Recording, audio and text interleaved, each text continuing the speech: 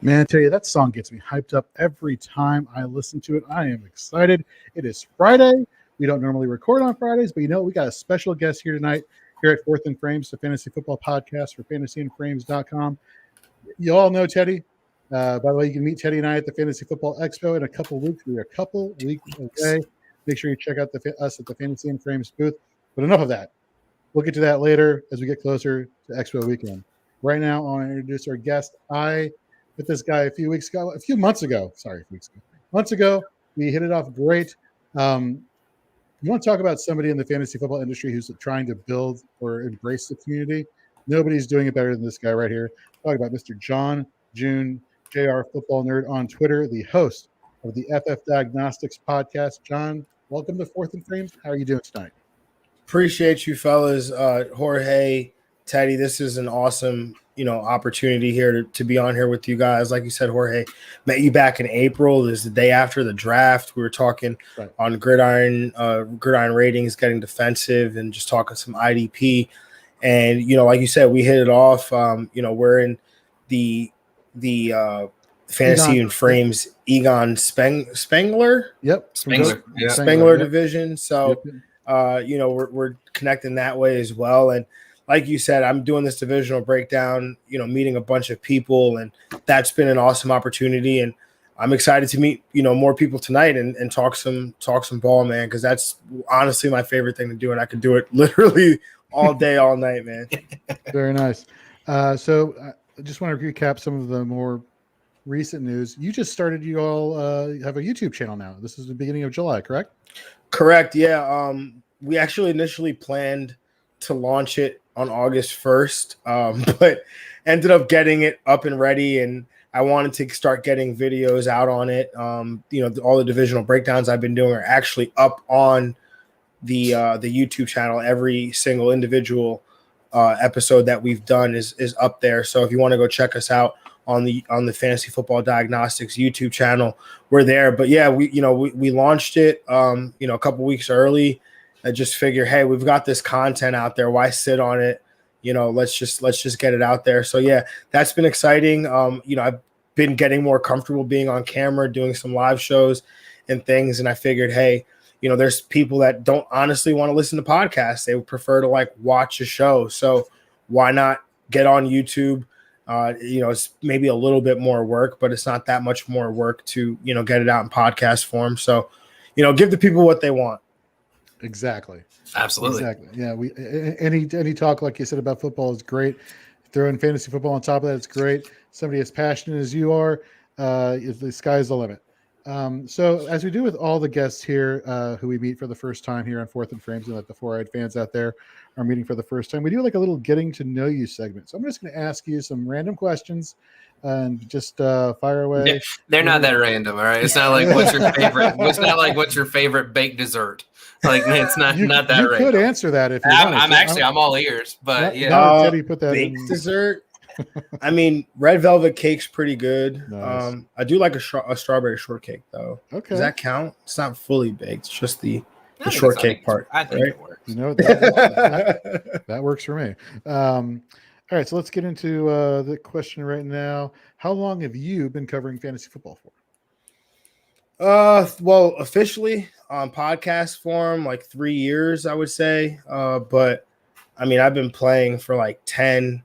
I've probably been digging into the numbers and doing my own work for 4 or 5. So yeah, I would go with 4 years. Let's go with the happy medium, 4 years. There we go. Solid. What's your favorite format? Non-PPR, half PPR?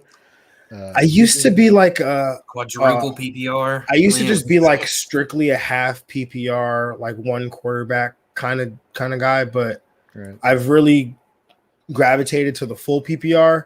And honestly, I like all different formats. And I know that sounds like a cop out, but I can't play in just one quarterback leagues. And I can't play in just super flex leagues. I've got to play in a couple one quarterback leagues. Most of my leagues are one quarterback, and then I've got a few that are super flex. A lot of them started on Twitter, but 2 of my main leagues are super flex leagues. But I still got some one quarterback leagues out there that I have to hold on to.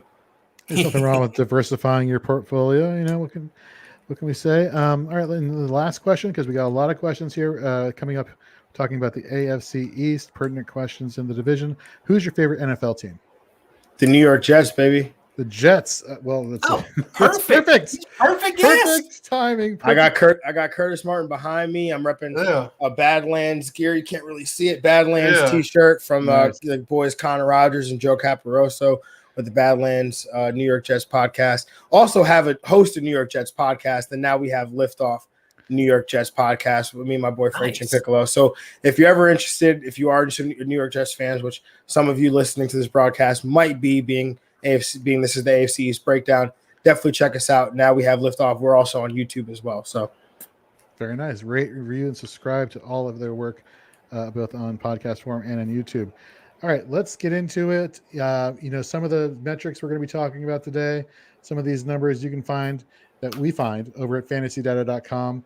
We've been talking about it for weeks, whether it's on our live streams or whether it's on our podcast that we've been doing. And if you have been listening to our divisional previews, thank you very much.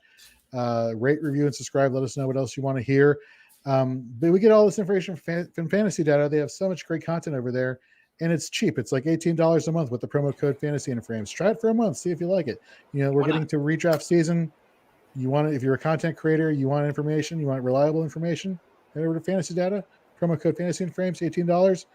You know what? If you do use it for a month and you don't like it, hey, then there you go. You just lost $18. If you do like it, you gained a valuable resource. So head over to Fantasy Data today. All right, we're talking about the AFC East. Let's just get into it. Let's start with the New England Patriots. And Teddy, why don't you just take us away? Yeah, I definitely would have ordered the show sheet differently if I knew you were a Jets fan. So sorry that we have to start with your rival here. But when it comes to the Patriots, so obviously their big offseason not even free agency move, their draft move, the story is Mac Jones. And so now they brought back Cam Newton on a one-year deal, who could not be more different than Mac Jones for style of play. But that being said, last season at times we saw that Cam could be fantasy relevant based on his rushing. So, John, do you think that Cam has enough that if he gets his passing back on track, he'll be the Patriots quarterback the whole year? Or do you think Mac Jones starts dropping bombs halfway through the year? Yeah, this is a tough one, right? Because you have to also consider the coach involved in Bill Belichick. And so it's like you're trying to get into that guy's head, which is not a very easy place to figure out. Right. And so I have to wonder, I'm just taking the not the realistic approach, but just like the average approach, which would be the veteran starts out the season, and they see how it goes. And if he plays poorly, then the rookie comes in. And if not, then, the veteran stays and keeps his job. So the way I have it, I've got Cam Newton projected on 45% of the team pass attempts. So assuming he's playing, sorry, let me just do some quick math. What's that? Like, you're good. 7-8 games there. So assuming he's playing 7-8 games out of a 17-game season, then, it's probably a situation I'm staying away from unless it's super flex. And obviously you're kind of forced to really think that situation out. But I also I saw somebody tweet this out, and I had been thinking this literally like as I was doing my projections, like, do you guys think there's a world where we see both of these guys, like Mac Jones between the 20s and then Cam Newton in the red area or in short yardage situations? Like, if Cam Newton's had 6 rushing touchdowns this year, would you be surprised? Like, I don't think I would. So he's going to look like Jacoby Brissett did for Indianapolis last year. They're going to bring him in when they're on the 3, and you're never going to know who's going to get the ball. So, honestly, with all these variables at play, it's just a situation I'm kind of staying away from. Like, maybe I'll take a look in one quarterback leagues. If, hey, after week 1, Cam's actually the starter, then, maybe I'll pick him up off waivers if he was undrafted or something along those lines. But I'm not really trying to invest in that situation. Absolutely. Jorge, what about you? What are you feeling about this passing attack? We're going to know real quick what they're going to do, I believe, at quarterback. When do the Patriots play the Buccaneers? What is it, week 6 or 7? One of those two. However that game turns out will tell you which quarterback is playing, because if they win, they're not changing a darn thing. They're going to stay consistent with what they've been doing and ride that position for the rest of the way. That being said, look, quarterback cheat code, is the rushing attempts, and as you said earlier, Teddy, that is, that was his upside last year. That being said, I agree with John. He is a great in one quarterback leagues streaming option, not somebody that I would waste a draft pick on, especially if I have a shallow bench. I feel I could find more value at a wide receiver or running back position and kind of just stream the quarterback position. And we're going to get to a quarterback actually in our next segment that I think has more upside than Cam Newton, but I will tease that right now. Fair enough. And just for the record, the Patriots and Buccaneers play in week 4, so it could be an early hook and an early change under center predicted by Jorge there. Now, John, you mentioned that you didn't want any part of the quarterback for the Patriots. Are you staying away from the entire backfield, or do you think that Damian Harris has what it takes to solidify himself and kind of rid us of the mantra of avoiding the Patriots running back? Yeah, no, I'm in on Damian Harris. Honestly, when you look at what he did last year, despite being injured, he had, he was definitely solid, had some usable weeks, and an offense that, to be honest, wasn't very good or wasn't all that predictable. Wasn't all one that was really all that predictable. So when I look at Damian Harris, I've got him in RB3 territory, and that's about where he's going in drafts. And I think he's definitely worth that value, and I think you're kind of getting him potentially at a discount because no one wants to touch the Patriots backfield. So, in leagues where, maybe in Superflex, he makes a lot of sense as well because he might be undervalued, compared to his contemporaries at the other positions. Yeah, you're there. Today. But, I'm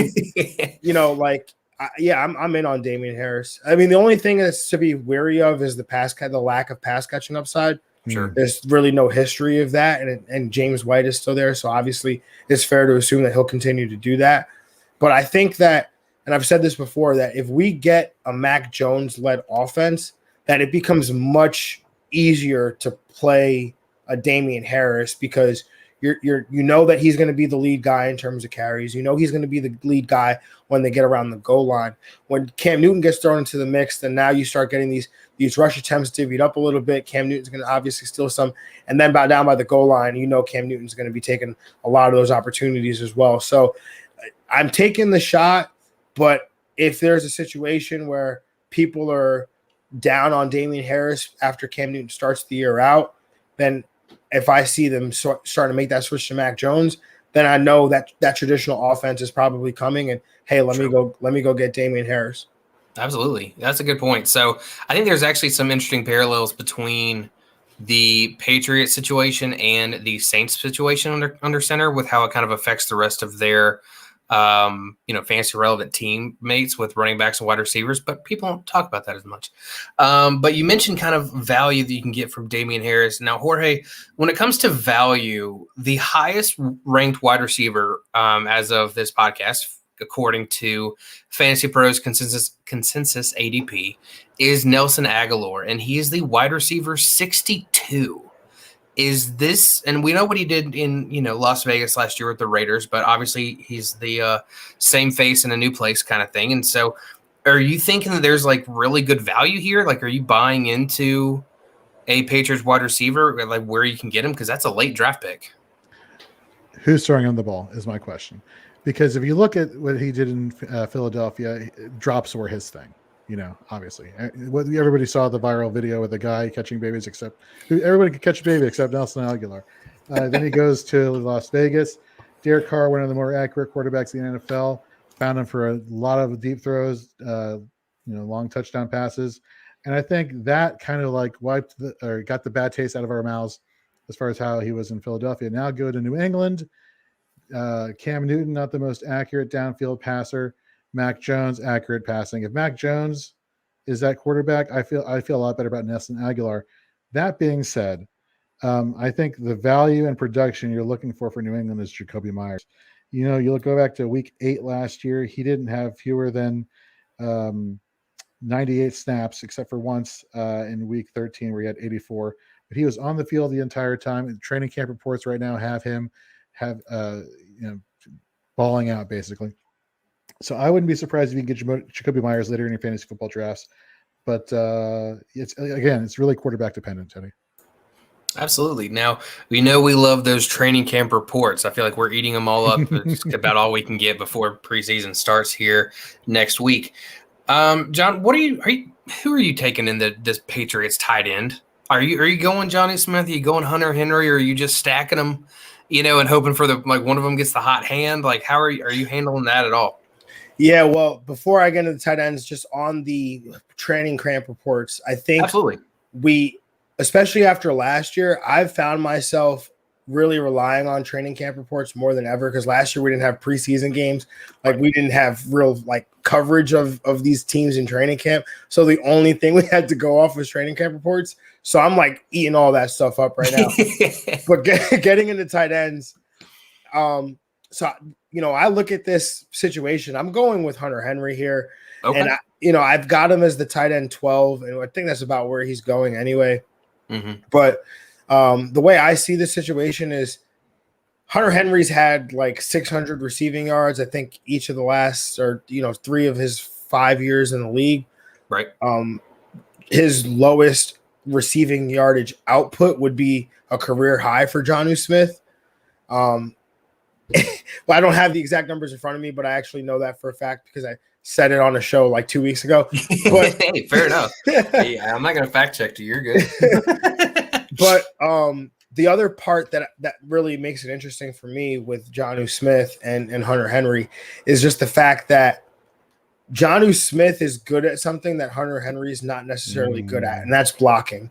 And so when you look at how they're going to use this offense and how they're going to maybe position these guys even in 12 personnel, I can see Jon Smith doing a lot of the dirty work while Hunter Henry gets flexed out either out wide or in the slot as a big slot receiver. So I think Hunter Henry is going to be put in a lot of opportunities where he's in space. He's catching some of these, higher leverage targets, whereas Jon Smith is more used as a blocker, a move blocker, a run after catch threat. And so I think that, Hunter Henry's probably going to have the more consistent usage as well as the higher upside as well. That's kind of what I'm feeling as well. Obviously, you'd never wish injury on anybody, but if one of them would just kind of go away for a little bit, that'd be great. Just kind of make it a little even more to clear. that point, right? They drafted 2 guys last year in Devin was it Devin? It was Devin Asiasi, and then the other guy I have a man crush on, and Dalton Keene. So I know it's the most random man crush ever, but hey man, I respect it. Go ahead. And to be a New England Patriot, because that's how you know it's real. Because I had a man crush on him before he was ever drafted, and I was like, oh well, the greatest coach of all time sees what I see. You both share a man crush with Bill Belichick. There you go. So honestly, who knows? Because they have so much depth at this tight end group, because they drafted both of those guys in the 4th round last year. And, we're obviously in the fantasy community, we're not talking about them, but these are guys that could have gotten better. They're having their first NFL offseason and a training camp. And so even if one of these guys go down, what if the Patriots are just a 12 personnel offense now? And you can't really say, oh, well, Jon Smith's going to take over, because what if they just put Devin Asiasi in the Hunter Henry role? Right. Yeah, they've got so many of them, almost as many as the Bears seem to have. Switching over to the defensive side of the ball, in Nate Markham's team preview, you should definitely check out on fantasyandframes.com. He showed that no defensive player for the Patriots is being drafted than 41st overall at their position. So no real league winners, it appears. Is that correct to say, Jorge, or is there somebody that's kind of catching your eye? There are quite a few people catching my eye, especially in Nate's 4i team preview. Matt Judon's coming over from Baltimore, consistent player, consistent production. When we're looking at these rankings as far as ADP, I think a lot of these ADPs out there, they look a lot at total points a lot. And it's based off their total points, we're going to rank these people so-and-so. The fantasy points per game, or the points per game is what really matters to me. And so the consistency is there from an IDP perspective with Matt Judon. Kyle Van Noy is coming over from the Miami Dolphins.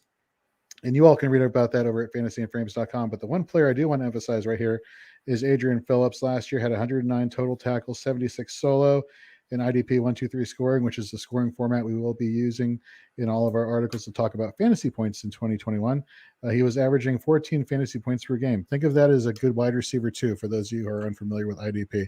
Solid Absolutely. wide receiver two production. You could definitely insert him into your lineup as a defensive back, and have him help you win a fantasy championship this year.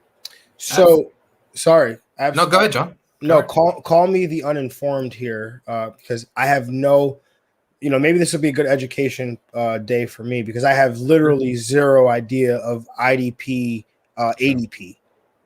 Okay. Right? Okay. Like, I would tell you who I think could be good in IDP. Right. Just because when I look at players in IDP, I just look at guys that, who wreaks havoc, as I like to call it. Tackles for loss, sacks, interceptions, pass deflections, like tackles. Who are players that are wreaking havoc? And so that's usually how I find my IDP players. But there's a guy in New England, name of a second-year player by the name of Kyle Duggar, getting a lot of hype in Patriots camp. I know Patriots fans are excited about him. I've got him on a few dynasty leagues. Is he a guy that, with the versatility that he has, small school guy, but is he a guy that could be intriguing for IDP players? So Kyle Duggar in IDP 123 scoring was averaging 77.2 fantasy points per game last year. Okay. You said he's wreaking havoc. I don't know too much about him. I'm just going off a base of what we have from last season. From weeks 10 through 17, he never eclipsed the 65 snap account mark, 65 snap percentage mark. So it's entirely possible that, based on what you're saying, he could take that next step to that next level. But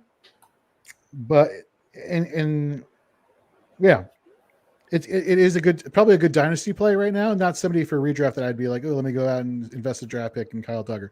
Somebody to keep in the back of your mind, though, for those of you playing in IDP dynasty leagues. Absolutely. Yeah. Duggar, just from Googling him, just to be completely honest with what I'm doing, he actually, the reports are that he is basically a completely different player in his second season. And I think that's where the hype's coming from. And there's a quote, night and day difference. So, I mean, I think especially when it comes to waivers, if you are looking at redraft, keep him in mind, see what he does in week 1, see if he does ball out and if it translates. Go ahead, Ori. And just jumping back to what we were talking about, IDP, ADP. So where are we getting that information from? So the Sleeper app, which I'm sure many of you are using for your fantasy football drafts this year and leagues this year, have adopted IDP 123 as the default scoring. 50 Shades Drunk came up with this IDP 123 notion, and that scoring setting is what's there. And you can sort by the ADP using IDP 123 scoring. So that's where we're getting that. And if you are not using IDP 123 scoring and you're using something like Fantasy Pros also has their ADP over there. So you can use both of those resources. Absolutely. So now let's go ahead, John, and switch to your JETS, Jets. And let's talk about your officially signed quarterback, Zach Wilson. With the supporting cast that y'all have kind of brought in through the draft and free agency this year, I know you might be a little biased as a fan. Do you think he's streamable this year in redraft, or are you just kind of buying up shares of him in Dynasty? So I'm definitely buying up shares in Dynasty. He's not as cheap as I thought he would be, because in Dynasty leagues, I find a lot of time, like I have him as my QB4, but I just assume that he would be drafted later in leagues just because people are like, oh, Jets quarterback, it's not going to end well. BYU kid, Zach Wilson. And, you look around Twitter, it seems like a lot of people don't like Zach Wilson. So because he doesn't look old enough to play in the league yet. He looks like he's 12. Right? So it's like, I just assumed that I'd get him much later, but it's been impossible for me to get him. So it seems like people are higher on Zach Wilson, or maybe as high on Zach Wilson as I am. Even a Scott Fishbowl, I thought I was definitely going to get him, and he just ended up going a few picks right before me. And so from a redraft perspective, I think there will be some weeks just because if you look at the Jets last year and they were so bad, like they were like beyond bad. And I know that you guys probably weren't watching them, but as a fan, I was somewhat obligated to watch. Sure. Yeah, I was, and it was bad. Like I would rather claw my eyes out and then watch paint dry. Like it was really that bad. And so, you know, when you fair enough. What really made it worse though was that they were a team that, despite being down and despite losing, Adam Gase will just continue to run the ball. It's like he just, we're down 14, gotta wave the white flag, and he doesn't know how to throw the start football. Running the clock out. Yeah, just like let's we're on with the buses, let's go. Like it's like, bro, it's only 14. We'll get him next week. Yeah, like it's only 14 points, and so. If you look at, and it's something that just completely mind boggled me, but if you look at the Jets, they were one of the highest run like teams in terms of run rate. They didn't throw the ball, and it's like you guys can't afford to not throw the ball because you have one of the lowest point differentials in the league. So it just doesn't make sense. So just from that standpoint alone, combined with the fact that this corner situation is still not great for the New York Jets, and so they still will give up some points. I don't think this pass rush is 100% of the way there. So they will give up some points on that side of the ball. And therefore, for that reason, I think Zach Wilson will have some opportunities. I mean, the matchups will have to be there. Obviously the Bills, the Patriots, the Dolphins, that's 3 defenses that you're expecting to be pretty good right off the bat. And you have to play them each twice. So that's 6 of your 17 games. It's probably not so great. But there are some other games on the schedule where I think you look at Zach Wilson and you'll say, okay, we could probably use him this week. Absolutely. Jorge, if you're looking at this backfield, obviously you've got Michael Carter out of North Carolina. You've got Tevin Coleman, the almost outcast out of San Francisco. And then you've got LaMichael P. Ryan and Ty Johnson, I think, is the other one that are currently in this backfield. It sounds like, at least from camp, that Michael Carter at worst is going to be the 1A in this backfield. Do you think that anyone else has any kind of value, or are you just going to leave them all on the waivers? I'm sure they have value to somebody in their lives. I'm sure they're very valuable to somebody. For my fantasy football roster, the only Jets running back I want is Michael Carter. Fair enough. You saw what you did in North Carolina. Teddy, you're a North Carolina fan. You followed Michael Carter last year. Ooh, no, my wife is. I'm a South Carolina fan. Oh, well, excuse me. Yeah. Same thing. It ain't. It is not, sir. Not in this house. No, we are that classic house divided little square. Yeah, it's half like colored light blue. The other half is like crimson garnet. Red. Absolutely, yeah. Garnet red. Sorry, it is garnet, sir. Speaking of Michael Crimson Carter, red. At the Fantasy Football Expo, we will be raffling off a Michael Carter autographed helmet. So for those who are Jets fans, come on down and get your chance to participate. Yeah. Oh, there you go, John. How do I get a raffle ticket? At the expo, we'll be giving it out. I'm going. Yeah, Jorge got him to sign it and everything. It was really cool. Yeah, no, that's awesome. Dude, so I mean, I absolutely love Michael Carter, and this has nothing to do with him being a New York Jet. I have to preface this every time because obviously I'm a Jets fan, but Michael Carter was one of my absolute favorite players in the draft class. When I put on his film, just watching North Carolina, because obviously Javonte Williams, I don't watch a ton of college football. I only watch these guys as they declare for the NFL draft, and I started doing my process for dynasty leagues. But when I watched the North Carolina running backs, I'm like, this Michael Carter guy he's really good. And he really reminded me, and I have to preface this by saying, I don't think he is the same talent level of this player. I just think the way that he can be used in the NFL and the way that he moves on the football field kind of reminds me of Alvin Kamara.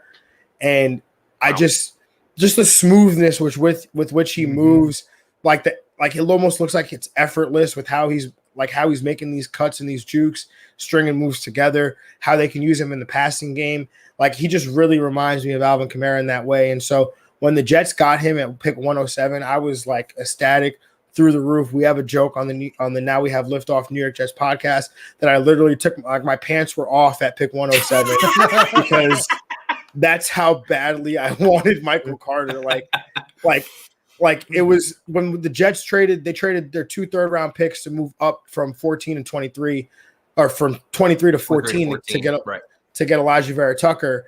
And when we're picking in the third round, I'm like, or when the third round's going and we don't have 2 picks, I'm like, damn, this would really be a good time to get Michael Carter. And when he really made it through and the Jets drafted him, I was through the moon. And then you hear, the Jets recently came out with a docu-series covering the NFL draft and the offseason and stuff. And the Jets were thinking the same thing. Like, we really thought Michael Carter would go in the third round, and he drafted to 107. Like, we would have taken him with they said they would have taken him. They had 2 picks in the third round, 66 and 86. They said they would have taken him at 66. Who knows if we're really telling the truth there. But either way, I genuinely believe that they would have taken him in the third round. He lasted all the way to 107, and they were able to take him. I'm all in on Michael Carter. You have that entire draft sequence memorized perfectly. You must really love Michael Carter. I'm super impressed. That was insane. All right. So new wide receiver in town, Corey Davis. We saw that he could maintain wide receiver 2 and flex appeal at the worst last season in Tennessee. As the presumed wide receiver 1, can he retain that value on a new offense, Jorge? So far be it for me to slander the name of Corey Davis. It's a new situation, new offense. I'm having a hard time seeing him I can see it. I'm having a hard time seeing him as a wide receiver 1, even though technically that is his role on the team. Can he maintain wide receiver 2 status? Sure. But for me, the wide receiver position that matters the most to me on the New York Jets from a fantasy perspective is the slot wide receiver position. And Jamison Crowder has been, when he's not been injured, and I'm a fan of Jamison Crowder when he was in Washington and when he went to the Jets. I loved what he was doing. I loved his PPR upside, loved his production. If he's starting and he's on the field, that's the wide receiver I want. Now, if it's Elijah Moore, that's the wide receiver I want. I'm about to say that's still the wide receiver I want. Yeah. Whoever is the slot wide receiver is the one I want to be flexing each and every week. Fair enough. So just to cut, I'm sorry if I'm taking over. Go ahead, man. Knock it out. Nobody cares about the Dolphins or Bills. You're fine. We got time. No, Corey Davis, I think wide receiver is so tough, right? Because it's such a deep position. Right. And in all honesty, do we need Corey Davis to finish the year as a wide receiver 2? Or no, we just need him to have wide receiver 2 weeks.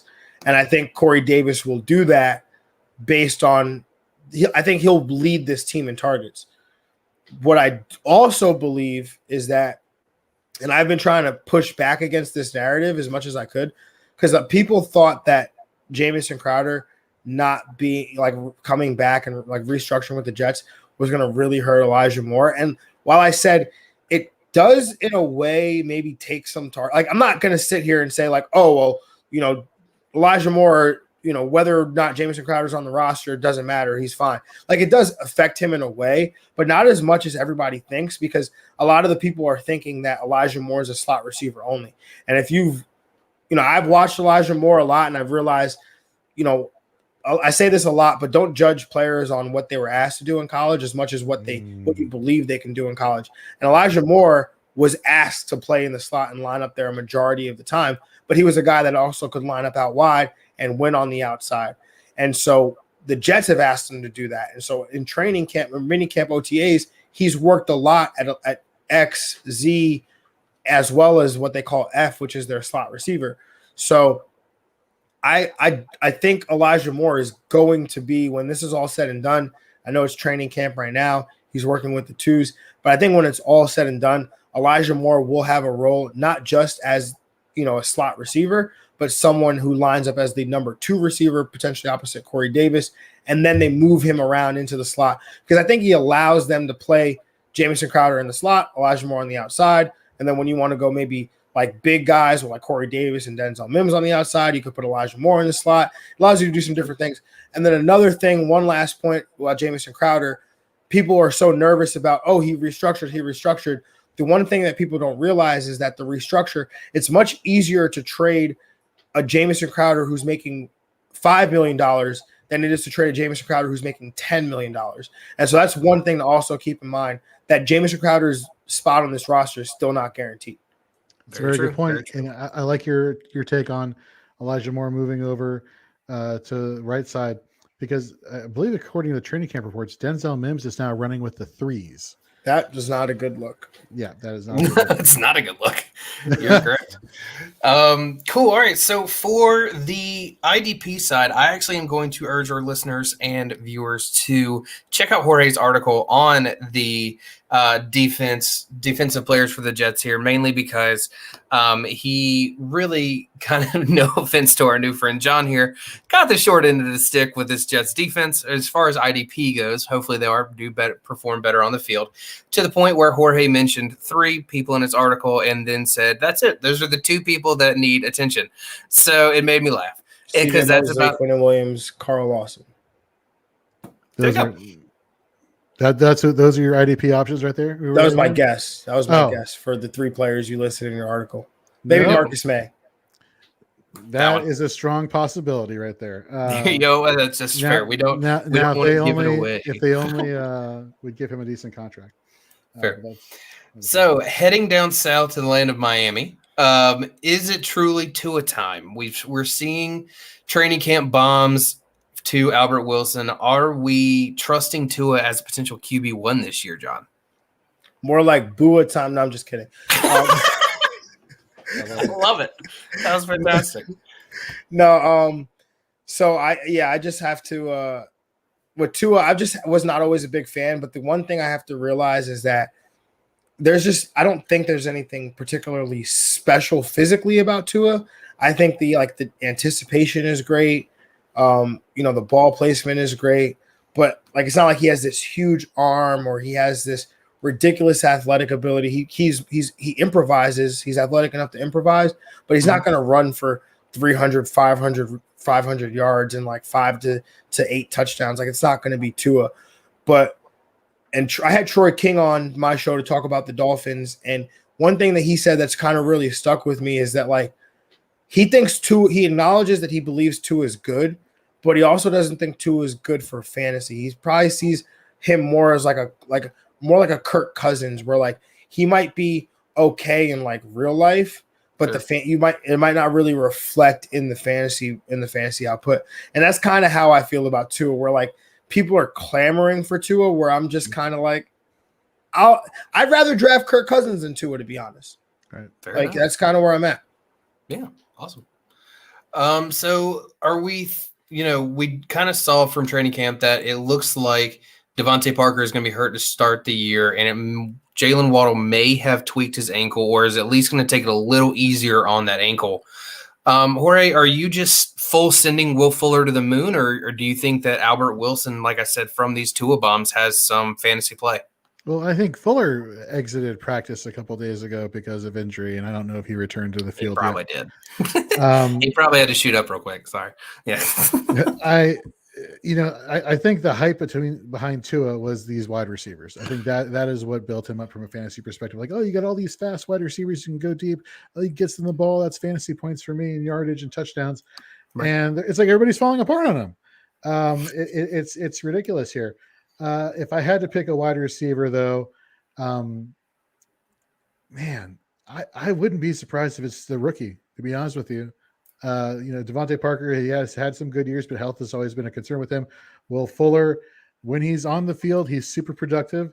But Jalen Waddle, I don't think this offensive line is one of the greatest offensive lines, and therefore not really great at pass protecting. Sure. And, Tua, with his injury history, he probably wants to get the ball out sooner rather than later. And according to our lads, lining up at slot is Jalen Waddle. Whether or not he stays there or not is we will see. Johnny, you brought up a great point that just because you are inserted at that position doesn't mean that's all you can do. But currently that is where he slotted in. And so if they want to get the ball out quickly, it's Gesicki, it's Waddle. And that's it in the passing game in terms of upside to start the season. Now, as the season progresses, and assuming he gets healthy, then it's the Will Fuller show. Right. Fair enough. All right. Xavier Howard wants out of Miami, but assuming that he's not granted his trade request, and he suits up as a Dolphin, what do you perceive his value to be in IDP, Jorge? So cornerbacks are usually not like the heavily sought after IDP players. It's Right. mostly the strong safeties, like for example, like an Eric Rowe in Miami. But in IDP 1-2-3 scoring, what was so awesome about that scoring setting is that it makes every single person on the roster fantasy viable. You go back to last year, Xavier Howard, 20 passes defense, 10 interceptions, 40 solo tackles, 51 total tackles. You know, for a pass defense in IDP 1-2-3 scoring, that's 3 points. So 60 points that just came right there from passes defense. So do I think he has a role opposite Byron Jones? Yeah, if I think he reported to camp, but he's claiming he wants to trade out of Miami. Whether or not they'll do that or not is a different story. But for me, from an IDP perspective, I'd rather go closer to the line of scrimmage, is where you'll find Eric Rowe creeping up from the secondary. Sure. Yeah, I think he went with a stance of, he knows it's business, but he wants to take his business elsewhere. John, before I allow you to get a drink of water, with your IDP strategies and everything about guys that are kind of mixing it up on the defense, anybody in Miami catching your eye when you're looking at IDP? Dynasty or else? There's one guy who I have on a couple rosters. I forget his last. Andrew, the one with the G. Van Ginkel? Yeah, Van Ginkel, that one. That dude, like last year, I mean, I'm just kind of spitballing here because I had him on a few rosters last year, but from what I understand, he played that like hybrid linebacker, strong side linebacker role with Miami, filled in for Kyle Van Noy a lot. And when Kyle Van Noy was injured at times, Van Ginkel was playing in that spot. I think he had like 6 or 6.5 sacks, something like that, playing in that role. And, obviously Kyle Van Noy is back with New England. So Van Ginkel is kind of here in this spot. They obviously drafted Jalen Phillips, who I think I saw on Sleeper today is listed as a linebacker and a defensive lineman. So I think he gets both. Yeah, I don't know if they're working Jalen Phillips in to that elephant role. I don't even know if it's called an elephant role. I just know that's what it's called in like Seattle, but I don't know. We'll just go with it. Right. But like that overhang linebacker who's really like a stand-up defensive end that, obviously New England was, has done a lot with guys like Kyle Van Noy. And obviously he played that role in Miami, and so Van Ginkel was playing that a little bit. So I don't know if the plan is to have Phillips play that role, but Van Ginkel's a guy that I've been kind of keeping my eye on a little bit in terms of that linebacker position. Solid. And at the very least, we've learned that if you have a 2-name last name and the first name is Van, you can probably play defense for the Dolphins. There you go. Yeah. There you go. So talking about the Bills. Kind of finishing up the AFC East here. Obviously, we were going to ask questions about Josh Allen. He's really good. I don't think anyone's too worried about regression at this point with him. But the thing that we are iffy on is this running back core with Devin Singletary, if you will, and Zach Moss. So, Jorge, if you had to trust one of those running backs, I'm making you pick one, and you can't say option C, none of them. Which one between Singletary and Moss are you going with?